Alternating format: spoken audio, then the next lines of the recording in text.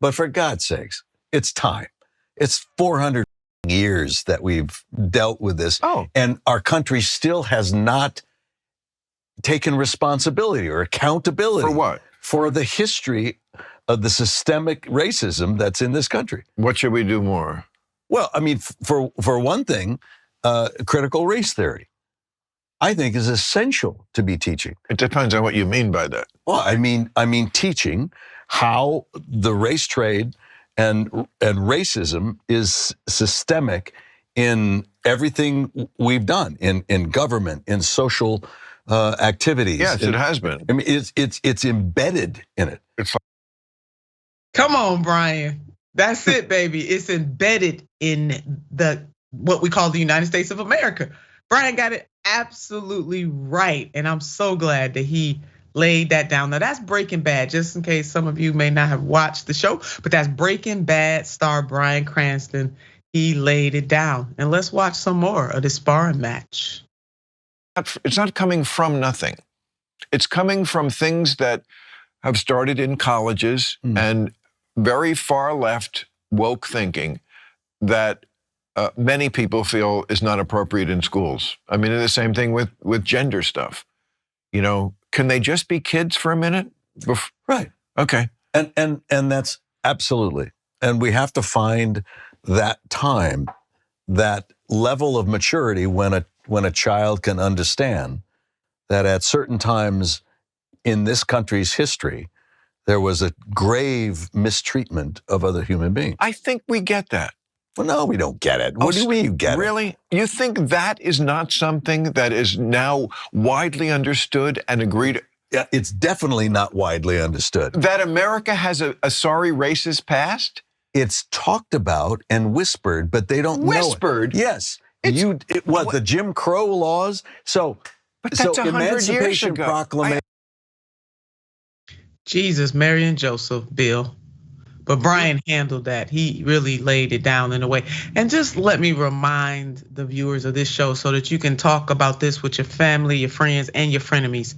Critical race theory is not taught in K through 12 education. You barely get it in college, if ever. I mean, undergrads usually don't get that.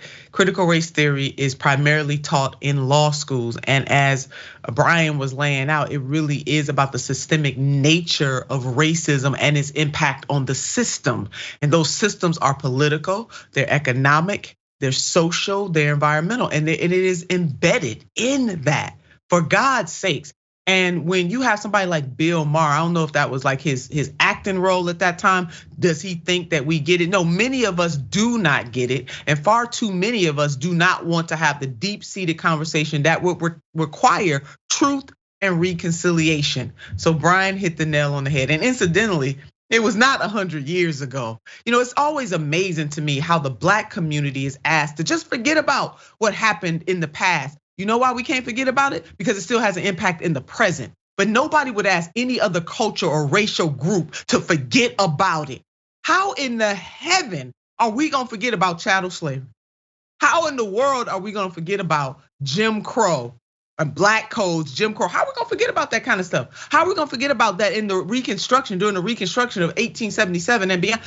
When the Reconstruction ended, when the federal troops just left and said, bye, you're on your own, Black folks, newly freed, enslaved people.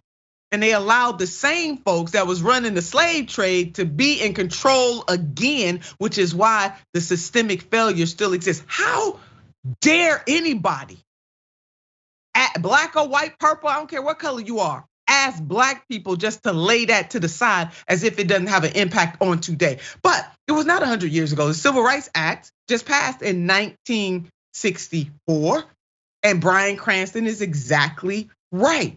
We need to teach kids about systemic racism. That doesn't mean that you teach them about critical race theory in kindergarten, but they do need to understand that as they matriculate through the education system. Hell, Black kids are reminded of it every single day. So David, your thoughts on the jousting between Bill Maher and Bryan Cranston? I mean, interesting that Maher tries to make this point that everybody already knows that racism is a deep-seated problem in society. We just went through the last presidential election where 74 million people voted for Donald Trump. do you really think that we're sort of over this, and we've laid down some truths that everybody agrees on and understands? We wouldn't be having the freak out on the right that we have currently over CRT, critical race theory, which, as you correctly explained, is a legal process that is taught in law schools and not in your K through 12. We wouldn't be having this discussion if everybody agreed that this is not only a reality but an important part of our history. That is exactly right. And how the right has been able to hold on to this and have so many people convinced, not just people on the right, some people who swing Democrat believe that this stuff is being taught in K through 12, and it is not.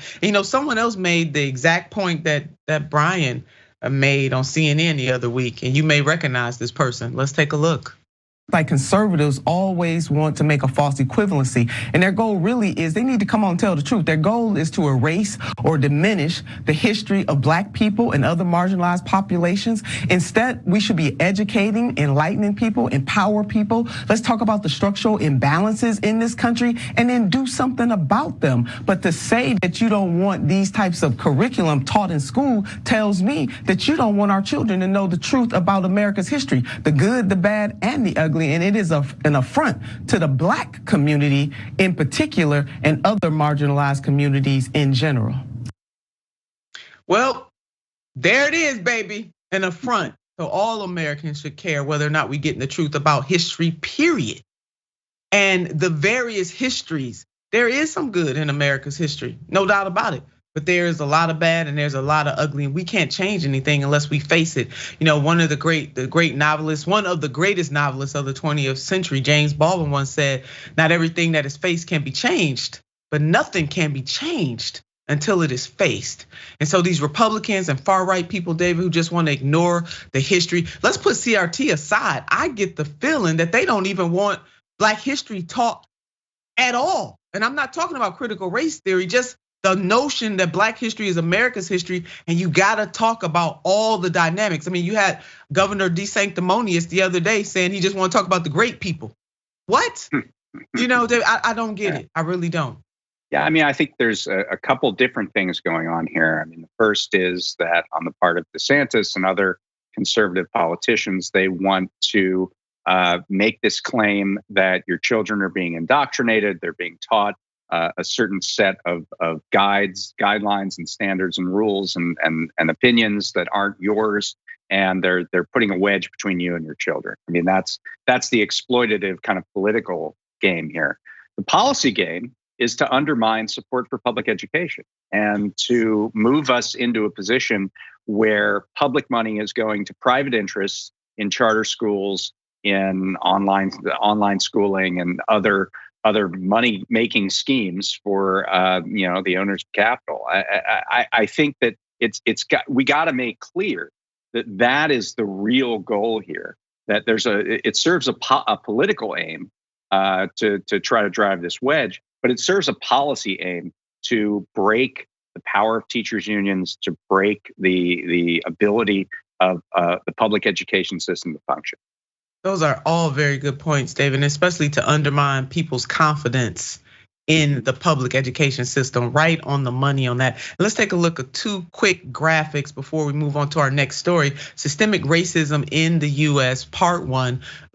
Black K through 12 students are almost 4 times more likely than white students to get 1 or more out of school suspensions. Black girls in particular are much more likely to be suspended compared to white girls. While white women earn about 79 cents for every white man's dollar, Black women earn 63 cents, while Hispanic or Latina women earn 58 cents. Black men earn about 71 cents per dollar. So this is coming from human rights careers. So when people want to act like there is no connection, there is a systemic connection.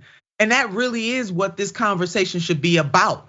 Once we understand it, are we as a society going to correct the ills of a system that currently, we ain't got to go 100 years, 400 years back. Right. Like currently, we have a problem. I don't get it. The math is math in here. Okay, Quote Andrew Yang in reverse. And then systemic racism in the US, part 2. Let's take a look at this. 44% of Black households own their homes as opposed to over 73%, almost 74% of white households. Compared to white neighborhoods, similar homes located in Black majority neighborhoods are worth 23% less. Leave the graphic up, team. I gotta drive this point home. So when we're talking about systems, this is what David and I are talking about. This is an example. And let us not forget, I mean, some of us are old enough to remember the Great Recession of 2008. For the middle class, the greatest debt, their greatest wealth asset is also their greatest debt asset. And when they lose the value on that, or from the beginning, even if they don't lose the value, it's not worth as much as the homes of their white sisters and brothers and family and friends. That is a problem and it's systemic. The next point, despite making up just 13% of the US population, Black people make up 38% of the population in jails and prison. So hello, somebody, it's systemic. And we could do a whole show on this, and we could do a whole show just on this alone. So absolutely. Don't listen to these people like Governor DeSantis, the sanctimonious. Trump got it right on that. Don't listen to people like him, because they want to deny the realities of society. And it is wrong for any of us to deny that there are systemic connections to the hell that Black people are catching in this country and other marginalized people. There is a connection. We're gonna come back to this. We're not gonna let this go.